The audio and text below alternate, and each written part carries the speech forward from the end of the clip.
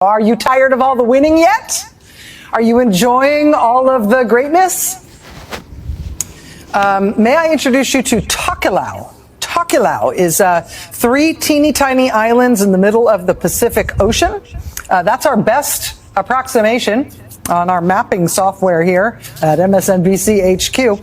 Tokelau, again, it's 3 islands. It's in the middle of the Pacific Ocean. About 1,500 people live there. One of the 3 islands that makes up Tokelau is apparently known for its famous swimming pigs. As for its economy, Tokelau kind of doesn't register on any international scale of economic measures because Tokelau doesn't really have much of an economy. It's basically subsistence, agriculture, and fishing, and, enjoying the swimming pigs.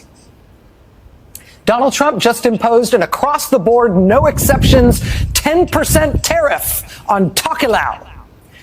Take that, Tokelau bandits. You will screw over the United States of America no longer.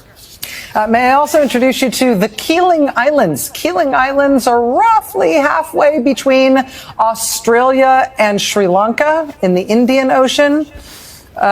Keeling Islands is 27 islands, but 25 of them are uninhabited. Several of those uninhabited islands have a real plastic trash problem, but that is not because anybody lives there, but because plastic trash from other countries makes its way across the Indian Ocean and washes up there. The 2 islands of the Keeling Islands that are inhabited out of the 27 islands there, those 2 inhabited islands have a total population of 593 people. Well, Donald Trump just declared trade war on the Keeling Islands.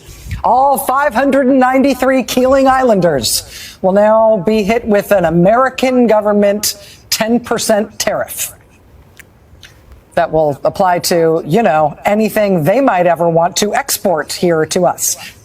Make it here, Keeling Islands, if you're going to make it. May I introduce you to Jan Mayen Island. It is a volcano, a volcanic island mostly covered in glaciers, hundreds of miles from anything else in the Arctic Ocean. Jan Mayen, I think that's how you say it. It does have an airstrip, but nobody lives there. Population 0 humans, many polar bears. That said, rest assured, we the American people are now protected from the predatory economic piracy of that uninhabited island.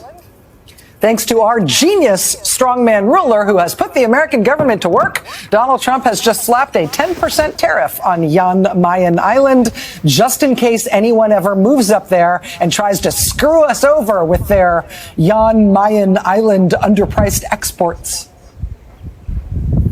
and stuff.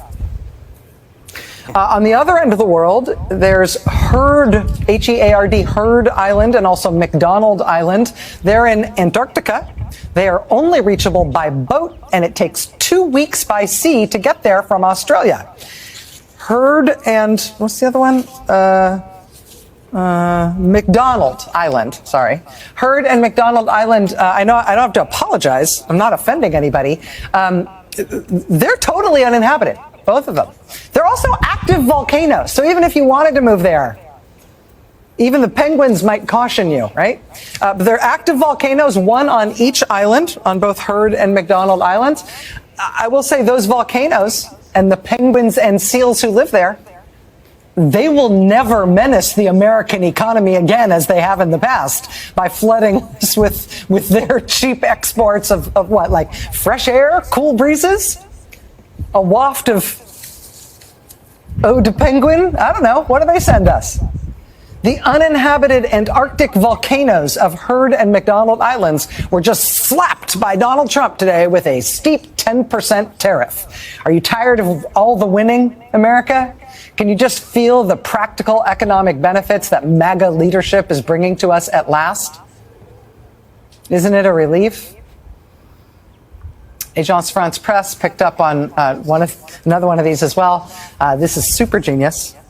Quote, Britain's Falkland Islands, population 3,200 people and around 1 million penguins, got particular punishment from Trump's tariffs today. Quote, the South Atlantic territory was walloped with tariffs of not 10%, but 41% on exports to the United States. 41% tariff on the Falkland Islands because, yeah.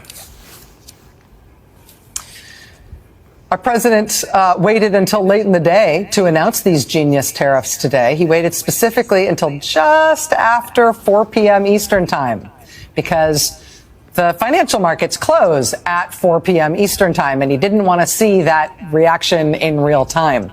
After the markets close, there's no active trading on the American stock markets, right? But people trade in futures that indicate essentially what they think the markets are going to do when they open up tomorrow. This is the lead right now at CNBC.com explaining how that's going. Quote, U.S. stock futures cratered as President Donald Trump unveiled sweeping tariffs of at least 10% and even higher for some countries, raising the risks of a global trade war that hits the already sputtering U.S. economy. Futures tied to the Dow Jones Industrial Average lost 1,069 points, or 2.5%. S&P 500 futures dropped 3.6%. NASDAQ 100 futures lost 4.5%. Yeah, are you tired of all the winning? Did you vote for the rich guy because you thought he'd be good with money? CNBC quotes Art Hogan, chief market strategist at B. Riley Wealth Management, saying, quote, what was delivered was as haphazard as anything this administration has done to date. And the level of complication on top of the ultimate level of the new tariffs is worse than had been feared and not yet priced into the market. At the New York Times, they described a broad range of economists, quote, revising their forecasts down for growth and up for inflation as a result of Mr. Trump's announcement. Nancy Lazar, chief global economist at Piper Sandler, had previously expected a flat next quarter in terms of U.S. economic growth. She now expects that U.S. economic growth in the second quarter may be negative. It may fall 1%. Quote, because you're going to be increasing prices more aggressively, and it's going to negatively impact the consumer space more than we had anticipated. She said, quote, it's an immediate hit to the economy. And when she says it's going to negatively impact the consumer space, that's where we all live. That's the negatively impacted space, the place where regular humans live and have to spend money on stuff. We, in our office, contacted Nobel Prize-winning economist Paul Krugman just after Trump made his announcement today to ask his initial reaction. He told us this, quote, Trump's tariff announcement was full-on crazy. Not only is he imposing higher tariffs than almost anyone expected, but he's justifying them with completely false claims about other countries' tariffs. I don't know where his numbers are coming from, but they have nothing to do with reality. Krugman told us, quote, it's a really bad day for the U.S. economy. Now, here's something interesting. I think a lot of what Trump is trying to do in his style of leadership, as it were, is trying to create not only the impression of success when it's not there, like him saying his first 2 months in office have been perfect, which is hilarious, but he's also trying to create an impression that he is omnipotent, that he has all the power. He has powers that no other president has ever had. He has all the power, and nobody else in the U.S. government, nobody else in the United States of America has any power to do anything of their own, let alone any power to stop him. So are you tired of all the winning yet? Are you enjoying all of the